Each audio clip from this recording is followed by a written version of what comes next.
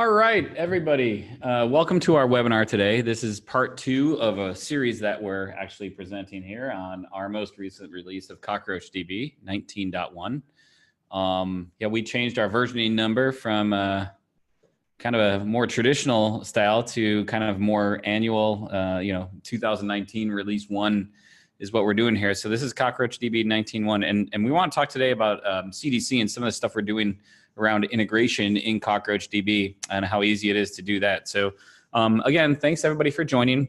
A little bit of housekeeping. Please do ask questions along the way in the QA panel. I love questions. I know Roland loves questions too.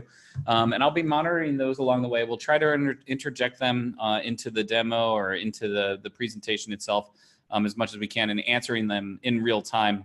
If there's some at the end, we'll take those at the end too. So if you want to save them for the end, that's great too.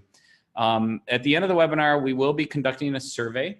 The Zoom meeting, the webinar platform at the end should shuttle you directly to that survey, but we'll post the link to the survey in the chat at the end as well. So it should be easy to get. And then, of course, yes, the recording will absolutely be available when we're done here. So, but with that, I just wanted to let's do this. I like doing live video a little bit. So let's just do. Here are your presenters. There's pictures of us, but I don't know what's going on there. We're yellow. Oh. There we are. Hey, hi. Hey. I'm Jim. I'm Roland. Hi, and welcome to our webinar. So a little bit of just hi and welcome. So before we get started, we wanted to do one quick thing here. And we'd like to just have a poll that we'll come back to in a couple different slides. So let me just bring up the poll here. Okay, great. So so the question is, are you already using streaming data or CDC within your organization? Yes with Kafka, yes with another streaming platform, or not yet. We're gonna come back to this, I think 2 or 3 slides out, but if you could please answer that, that'd be wonderful. And we'll give you some percentages of the audience here and what the rest of us look like. So I'm personally a marketing guy, so I'm not using streaming. I just rely on people like Roland to use streaming. So. And so with that, I'm going to get into just a quick couple of slides to set kind of context for Roland. And, we'll slide through the marketing stuff here pretty quick. But I did want to give a context of who we are. So, the demo does make a whole lot more sense. And so, at Cockroach Labs, what we've done is we built out CockroachDB, which, we define and think about as distributed SQL. We really believe this is kind of the evolution of the database. When I first found CockroachDB, I kind of looked at what we were doing and said, wow, that is what needs to happen, right? And so if you're gonna have distributed workloads and distributed applications and microservices, well, there needs to be a database that was purpose-built from the ground up to meet those same sort of needs. And that's what we've done here. We really believe this is the evolution of the database, and it's really predicated on a couple things, right? Number one, it's gotta speak SQL. It needs to ease operational scale or operational complexity. It can't add complexity. It needs to be geo-replicated, which means it needs to be global. And I think lots of people have different definitions of what global means. For us, is truly global. In and out of all different types of clouds and hybrid and all of those things. It needs to be ACID compliant, because if you're going to handle transactional workloads, you need to have that. And then finally, something that's unique to us that we love to talk about here. In fact, our last webinar was talking about locality and in the concept of cost-based optimizer, but being able to tie data to a location in a true distributed database. That's the kind of the 5 kind of core requirements we believe for a database to be distributed SQL. Now, what we've done as an organization, we've built out a database that allows you to have this kind of unique distributed architecture, in that at the core of what we do is an instance of CockroachDB, but it allows you to kind of coordinate data within the database across the whole planet. And so how do you automate, replication, repair, and rebalancing of data? So if I just add a node, can I balance data across the whole planet a little bit better? If something goes down, if a single node goes down, is the cluster resilient enough? Or if a region goes down, is it resilient enough to still take that on and not have an effective, bring RPO still down to 0, from a recovery point objective. And so doing those sort of things, yet automating the balancing and the repair of the database itself is all taken care of inside CockroachDB. And then finally, as I talked about before, attaching data to a location is interesting. We showed it in the context of the cost-based optimizer last week, but I think lots of people think about GDPR or some sort of compliance regulation. For me, it's freedom. It's freedom to architect your database how you need to. You know, the way in which we've implemented this is truly a distributed database, and it can actually span multiple clouds. We have customers today who are running on AWS and Google and on-prem, and they have OpenStack. You know, there's just speaking TLS to each other. So as long as you can actually access another node, you can run anywhere. It could be on this laptop for all I care, right? So we can truly be a distributed database and running in multiple different clouds. And so those are some of the differentiators of what we do. Now, CockroachDB in itself, I mean, the smallest atomic unit is a node or an instance, if you will. And in that instance contains all these capabilities. It's the data, but it's also, as you would expect in any other database, right? Well, it needs to speak SQL. It needs to have a SQL execution layer, which we built from the ground up to be distributed and cloud native, right? And so, but there's also kind of key other features that need to be there, right? You need to be able to manage this database. Is there a nice UI? Is there CLI? All these things, right? Can I optimize queries? Do I have a query planner? Can I investigate a query? Does it provide all the security constructs that I need to actually implement this as an enterprise grade type database, right? Does it implement RBAC, right?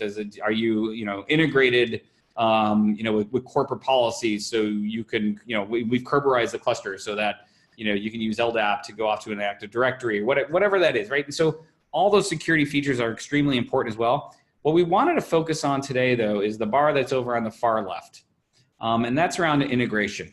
In any release that we put out, we focus on lots of different things, and we try to even out our roadmap across all these capabilities. I think we've spent a lot of time building out this global coordination thing, because that is basically the foundation, the primitives in which our entire business is built.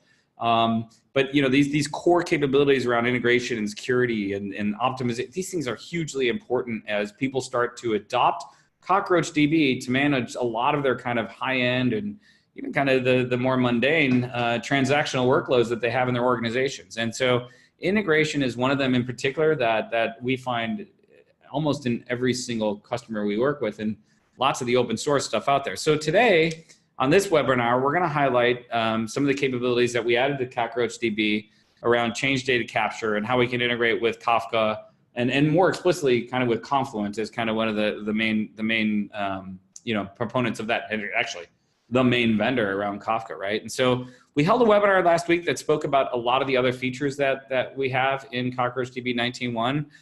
But today, yep, it's all about CDC and change data capture. So with that, I'm going to come back to the poll. And let's see what our results were. So let's see. Well, a majority of us have not used streaming or CDC yet in their organization. So just a few of us have actually used CDC and are using Kafka, or have used streaming and are using Kafka. And then a smaller majority are using streaming with another streaming platform. So I'd be interested in that one. So, okay, great. Thank you. We wanted to make it a little interactive, a little bit of a different webinar. But I'm going to stop being the talking head here, and I'm going to get it over to Roland, who's prepared a wonderful demo for us. All right. Thank you, Jim, for that wonderful introduction. Yeah, so as you mentioned, we spent a lot of time in this product area thinking about data integration and how CockroachDB plays with the rest of your enterprise's stack for data. So whether that's importing data into CockroachDB, whether that's getting data to downstream systems that are more specialized for either some specific type of data querying or for things that need to be reactive to events as they happen in the database. Basically, that's the whole universe of things that we're trying to solve in this product area, and change data capture is sort of the universal primitive that we're using to enable that. So what is change data capture? I see most of the audience hasn't actually dealt with that quite yet, or it may not have that in place in their organization. But CDC is something that you see across a lot of different database vendors and different systems. It's essentially a design pattern for delivering a set of changes of data to downstream systems in a way that is consistent, that is usable and transformable into whatever form that system prefers to think of it as.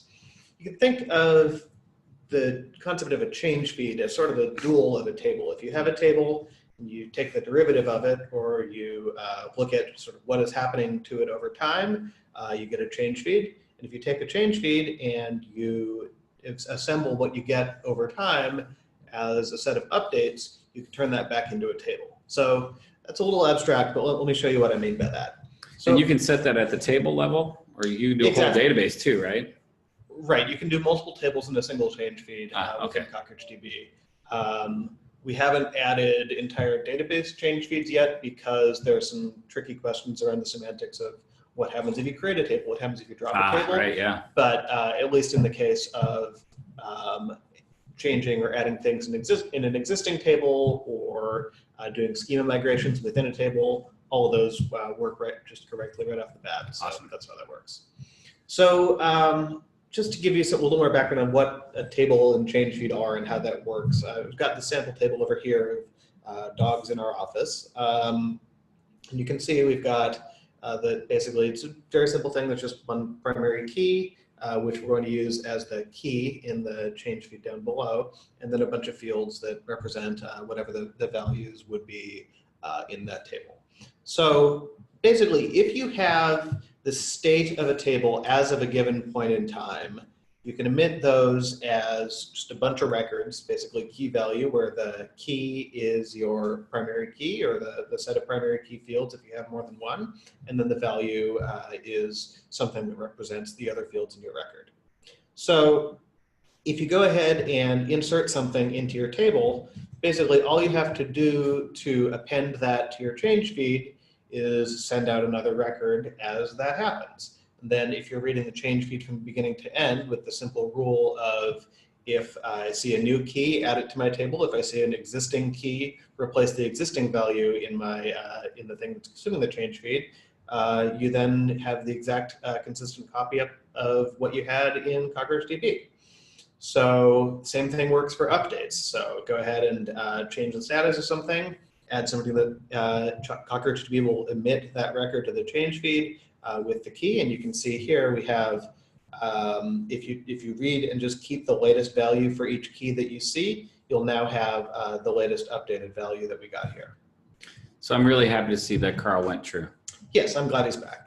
And if you decide to delete something from the table or edit it or anything, you can just rip it in the same way, and just keep appending to your table or making your modifications. And as long as you update them in order in a consistent way, as we have with CockroachDB, you just end up with this consistent change feed that, since it's just an ordered append-only list of individual records, it's very easy to consume, and there's a number of different things you can integrate that with.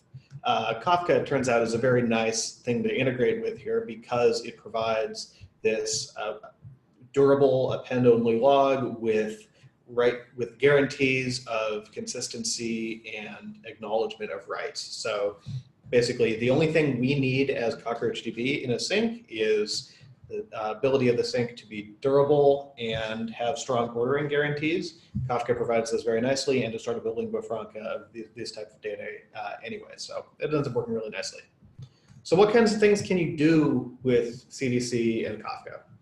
So basically anything that can consume from Kafka, you can integrate with CockroachDB. We speak the standard protocol that Kafka uses. We emit things using the JSON or Avro formats that Confluent expects, meaning that anyone downstream who understands Confluent can decode that data.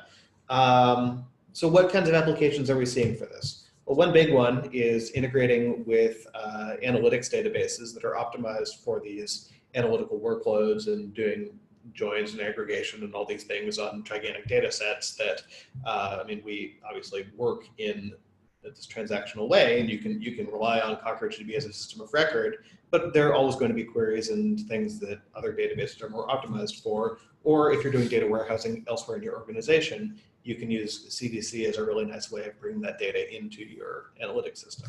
And Merlin, how many? This seems like a kind of familiar pattern to me. Is this kind of like basically how this is done? You're doing OLTP on one side, OLAP on another? It's a very common pattern. I I mean, you see this with other database vendors as well. I think we're one of the first to do this with distributed SQL in a robust way, but yes, it's like using CDC as the design pattern from CockroachDB, or well, from an OLTP database to your analytics system is a common thing. The difference that here is that we're doing this in sort of this new world of cloud first solutions where there are common things like Kafka that we can rely on, and as opposed to building our own system that everything individually would have to integrate with, we can just sort of depend on that existing universe of integrations that people are already used to. Yeah, I remember when this used to be crazy ETL flows. Exactly, and so this really simplifies everything. We have come a long way. It makes it a lot simpler. So there's analytics databases. That's one example here. But the really cool thing you can start to do is if you have something that doesn't necessarily care about the entire state of your data, if you have an application that just wants to react when something changes in your database, you don't have to do like parallel writes to that. You can actually just subscribe to a CDC feed from Kafka or CockroachDB and build event-driven microservices, which is a really powerful pattern. We're seeing a lot more of that these days. You can also export from Kafka to cloud storage, and I got that working earlier, so I may have a demo on that later. We'll see how that goes. You may? I have it working. All right, it should work. But then you could connect that directly to your offline big data applications, things like Hadoop, Hive, Spark, Impala, whichever of those, and do it that way. Or you can go directly to a purpose-built stream processing framework like Apache Flink or Spark Streaming or any of those. So it's really, again, putting Kafka as the center of this is, it may be difficult to get started with just because Kafka is kind of difficult to configure and install, but Confluent has made this a lot easier with Confluent Cloud these days, and even the on-premises experience is getting easier as well. And there's a variety of things that it enables. So it's a pretty powerful thing in that it is increasingly central to the data architectures of advanced enterprises these days. I mean, the adoption of Kafka over the past couple of years has been phenomenal. It's huge. Yeah, so. It's absolutely huge. Well, and I love your diagram here because you actually kind of almost mirror the Kafka logo. Yeah. I mean, that's what it looks like, right? Exactly, right? You're almost exactly it. Yeah. And pretty much exactly it. There you have it. So with that, I'm going to move on to our demo. I'll walk you through what we have here. So as Nate showed us last week, we're going to be showing sample database for Mover, a peer-to-peer vehicle sharing app. So the idea is you have vehicles and rides and users that are all basically the business objects that are being tracked in the database here. And I'll show you the database cluster that I have that has this set up. So let me just text it out of here. All right, so I have a CockroachDB cluster that's up and running. It has 3 nodes active right now. I haven't done any load on this yet beyond just setting up the initial tables and populating some sample data into them. But yeah, you can see we have rides, users, vehicles, promo codes. You could do all kinds of things with this around like geopartitioning or any of those things. But for now, I'm like, that does all work with change data capture. But for this simple example, I just have a standard 3-node cluster in one region that I'm using for the demo here. So we have these tables set up. And in addition to running that, I ran the single create change feed statement. What that does, I'll expand the syntax here, but what that has done is it's set up individual Kafka topics in my Kafka instance, along with the Confluent schema registry, which stores the schema of the data so that anyone downstream can decode it while still getting the benefits of binary storage for efficiency and compressibility. But yeah, we now have a change feed running along with each of these 3 tables streaming to Kafka. And we can see right here in the Cockroach jobs page, the high water timestamp shows up so you can tell how far behind you are in case either there's contention on your Kafka or you have potentially the connection goes down, anything like that, we'll continue to retry and bring that up. But right now you can see we're just a few seconds behind real time, which is about as good as you can get. And then just before I go over and show you what it looks like to actually consume this data, I'm going to pop over to the dashboard here where you can see we have added change feeds here. You can monitor the latency of each change feed. This is the maximum behindness of any of them. It says 47 seconds. The data actually comes through quite quickly, but that is the amount of time it takes to guarantee that everything has been flushed and you're not missing anything. So there it is right in the web UI. Now what I'm going to do is pop over and start the mover workload and show you what it looks like to actually start consuming this data. So let me head on over to our demo here. So I am right over here SSH'd into the node where I'm running the Confluent stack. So that's Kafka and the schema registry and everything. So I'll just list the topics that we have on there. You can see I have these 3 topics that I'm emitting into. So rides, users, and vehicles, the tables that were in Cockroach. I had put this prefix on here just to indicate that I am using TLS connection to Kafka along with SASL authentication, which is what Confluent Cloud uses. So you're ready to go with that. And what is Avro? I'm sorry, yes, I should have mentioned that. Avro is a binary and, well, they have a text format as well, but it's a serialization format for data that is sort of the common format that is used across Confluent. It's sort of the convention that people use within the Kafka ecosystem. Kafka itself doesn't really have any native concept of schemas or anything. It's basically you send it bytes, you say these bytes are a key, these bytes are a value, sure. And it'll just use those. So Avro is one of the conventional ways to encode data in a way that it's sort of a platform independent thing that anything. It's almost like a file format almost. Yeah, exactly. It's yeah. Cool. That's what it is. Yep. So so as you can see, we have these topics that are up and running. That's sort of the Kafka side of those change feeds. Let me show you what is in one of these topics from the beginning. And this may be a little ugly, but yeah, let me just go up here and show you one of these. So I'll get to the timestamps in a minute and explain what we're seeing here. But each record in here is essentially what you see is the primary key of the record. So because this app is designed for geopartitioning, the key contains both the city and the ID. So we're looking at this is apparently a piece of data from Amsterdam because that's the city here. So this is the key in this part of the record, and then the value is the rest of this. So these are all the fields that you see in CockroachDB.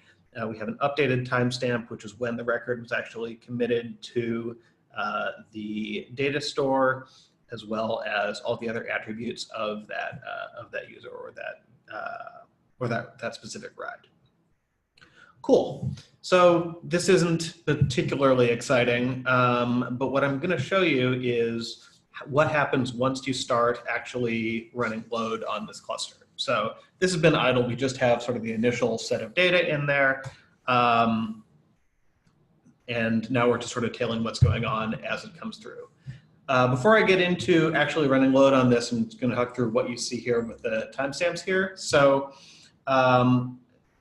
what we do to guarantee transactional consistency in systems downstream of CockroachDB itself is we allow you to tell CockroachDB to send timestamps indicating, okay, once you receive this timestamp message, you have seen everything that got committed up to this point. So what you can do with that is, because we have consistent timestamps across CockroachDB nodes, and because we have the durability guarantee that we get from Kafka, you can know that you could basically take the minimum resolved timestamp you've seen across all your topics and Kafka partitions, and as long as you only look at records whose updated timestamp is less than that, you know you're seeing a consistent snapshot of everything that happened in CockroachDB up to that point. So for anything that needs to be transactional or consistent downstream of your CockroachDB system, you can use those resolve timestamps to make sure you have that guarantee and get this, basically ensure, even though it's a distributed system, even though there's no sort of native way to get that guarantee, you'll be able to rely on the CockroachDB promises even outside of CockroachDB and downstream of that system. So that's what we're looking at here as these resolve timestamps periodically come through on here. But now I'm going to show you what happens when I actually run the mover workload. So, and you're just simulating workload now. Exactly, yeah. So what's going on here is it's also part of the same mover demo that Nate showed last week. It's basically, we're just running a number of threads in a Docker container that is doing the transactions that the mover application would be doing. Sure. And so now you can see in the Cockroach overview here, we have the SQL queries are coming through. It's all running just as you would normally expect. Not very exciting from here because it's an over-provisioned cluster for what the workload is. But yeah, like the set of queries that are coming through, you can see the statements as they run here. We're adding to the location histories. We're updating the vehicles and rides as time goes on, and we simulate the load of the cluster. Cool. So that's what's going on there. And then in the change feeds here, you can see the amount of byte traffic we've been emitting is going up, as you would expect, because we're actually flushing that data out to Kafka in the way that you would expect. So now, so back up in the demo here, we have the stats on the workload, and you can run this all in your own cluster. We'll post the instructions after this. But yeah, as I'm following the output of the rides topic here, you can see new rides are being created, old rides are being closed out, and anything that was consuming from Kafka could get that and could consume it. I'm going to show one more quick thing while I'm in here. This is a demo of a little transformation that I've written up. I mean, I'm a product manager. I wrote this code, shows Kafka is possible to interact with and write things with that work in a pretty straightforward way. So I wrote a little algorithm that takes the CockroachDB guarantees, which are you'll get every piece of data in your Kafka topic at least once with certain guarantees on when you may or may not see a duplicate, and turns that into the exactly once data format that is expected by many of the things on the Confluent platform. So I wrote this little exactly once thing, and I'll just put it on the rides topic. And so what we're seeing here is as we see new things coming through, this is something that is consuming from the CockroachDB rides topic in Kafka and writing to an entirely new thing. So we have an example of the consumer that is reading from Kafka, getting the CockroachDB data from Kafka, and then doing a transformation on it and writing to another Kafka topic in a transactional way, so anything downstream can rely on that. So yeah, that's about all that I've got here. I can also do a quick demo of the S3 data sync for CockroachDB here. I'm just gonna send that into the background. So basically, I mean, what we're looking at here is like if you're running distributed systems or you're running any sort of like cloud-based application, the consistency that we're actually promising from CockroachDB is important from stream processing, because you don't want incorrect items to go out on that change feed, right? Exactly, and you can rely on this in a way that you can't necessarily when you're dealing with, say, a less durable message queue or an eventually consistent database, or like something that's like read committed, where you can actually have write skew, or I think there's a lot of issues that happen in databases. Once it's gone, once it's in Kafka, you've set off a chain of events. Yep. So you don't, so. Exactly, and at that point, it's very straightforward. It's all downstream of Kafka itself, and there it is. So while we were chatting about that, I started up another consumer from this Kafka feed. This is a thing that's built into Confluent that basically takes data from whichever topic you have and then sends it into Amazon S3. So that was, we had that on the slides before as if you needed archival or you needed to get something to ingest into your offline big data processing system, you could just rely on that. Let me just swap over to another terminal and show you what is in that S3 bucket now. And there you can see everything's right in there. So that's where the exactly once the output of my earlier transformation was being written to another Kafka topic, and then I set up a consumer on that other Kafka topic. It's going to S3. So you can do all sorts of pipelines and stuff on top of your existing setup. All external to CockroachDB, don't need to do anything, but you still get both that consistency. You can do the event-driven architecture for it. Basically, sky's the limit, and the database doesn't need to change at all to handle that. And so, like from Kafka off to like I get like to an OLAP like a Redshift or a BigQuery or something like that into S3. I also understand like it's a big data application like HBase. Isn't that the way that it works with like Snowflake as well? Aren't you doing exactly? Yep. You know? Yeah, Snowflake's a really good example of this. We're hoping to have more material. We're hoping to have more material on this out soon, but Snowflake basically their main ingest pipeline is from S3 right now. Yeah. So this is something that we've started to preview. It's not quite ready for production use in the same way the Kafka thing is, but you can actually, if you only want to go to cloud storage and you don't need any of the other Kafka functionality, you can set up CockroachDB to do a change feed directly to your cloud storage backend. Oh, that's cool. Whether that's Google Storage or S3 or Azure, and we will just write the file. Just straight direct. Exactly. And so you can ingest that straight into your other system, or you can use that with a big data framework like Hive or Impala or HBase or whatever. Yeah, I don't even know what the state of the art is in those these days. I don't either anymore. I used to. Yeah, now it's all old days. Yep.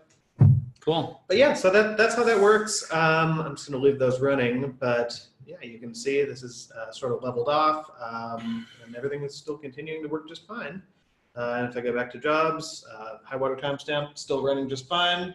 You can set up your usual cluster alerting using Prometheus or whatever your alert system is to monitor these metrics, because I can imagine if you're building stuff downstream of CockroachDB, you want it to be solid. We've done all the testing we can on this. We're very confident in the robustness of the CockroachDB system here. Sure. But if you have connectivity issues or something goes down, you still want to be alerted on that. So you can set up your typical alerts on all those things, and that's all in our documentation. It's awesome. That's great. Anything else to go over before I go back to the slides? Back to marketing. Back to slides. Back to marketing. Here we go. Back to Google. It's Google Slides. So at least it's not PowerPoint. Here we go. Great. You want to recap? Yeah, sure. I'll just go over that. So we provide native data integration capabilities with a variety of use cases. So the analytics, the event-driven microservices, simple transformations using the Kafka Streams framework like I showed, or even just exporting to whatever you need for your enterprise ETL capabilities or whatever. And we guarantee the same consistency and transactional integrity of data that we do within CockroachDB using the simple timestamp-based system, which is not entirely unique across distributed databases, but certainly I think we make it the easiest of the options that I've seen there. Enterprise integration with Kafka and Confluent Platform, as well as the Enterprise S3 and Google Cloud Storage option that I was talking about. And then one really cool thing that I'm hoping to get more user feedback on in the 19.2 release, but we have a preview of core change feeds available over SQL for all users. So the idea here is if you still want to consume changes to a table as they happen, but you're not going to be using Kafka for it, you can just run a single SQL statement, and then after that statement, changes to the table or the set of tables that you watch will just come back over your SQL connection, and your application can just use them directly. So if you can build your own connector with that, you can do any application that can speak SQL using a standard Postgres driver can talk to Cockroach and consume over that. So we have documentation on that. We also have a really good CDC tech blog post is going out in the next few days. So looking forward to getting that published and getting that into your hands. That's awesome. So there was one question. So Sure. I guess you did such a good job. There No, were what a is lot it? of questions that. I'm going to paraphrase as I always do. Which of these, is this in the core version or the enterprise version of CockroachDB? Yep, so I hit on that a little bit. The Kafka integration is an enterprise capability, and so is the native cloud storage sync, but SQL-based change feeds are available in the core product, and we're looking forward to getting that in front of users. You can try that today. It's the change feed for statement is what it is.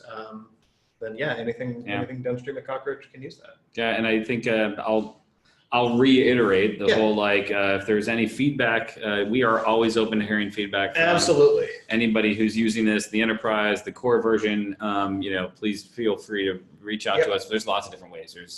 And it goes without saying, but all these capabilities are also available in the CockroachDB managed service.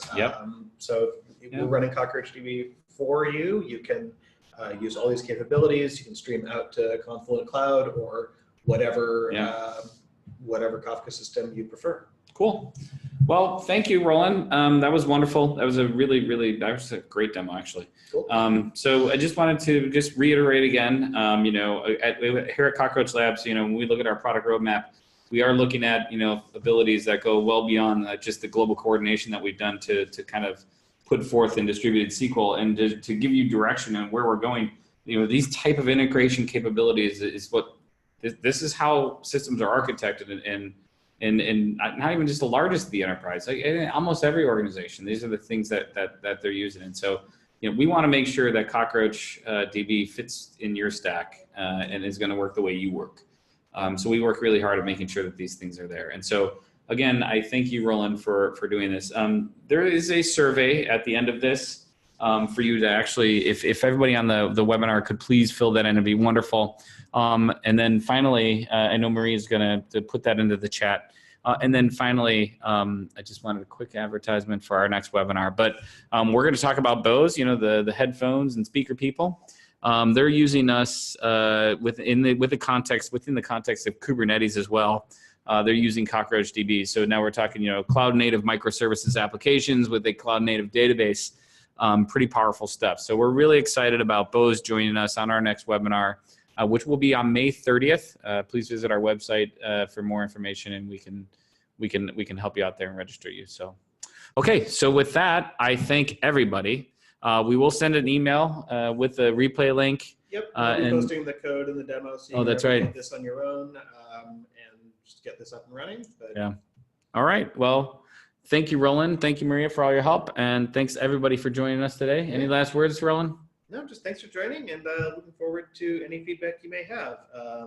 You're always welcome on the CockroachDB forum or Gitter or GitHub. Any number of support channels, and looking forward to hearing from you. Great. All right, we're signing off. Thank you very much, everyone. Thanks a lot.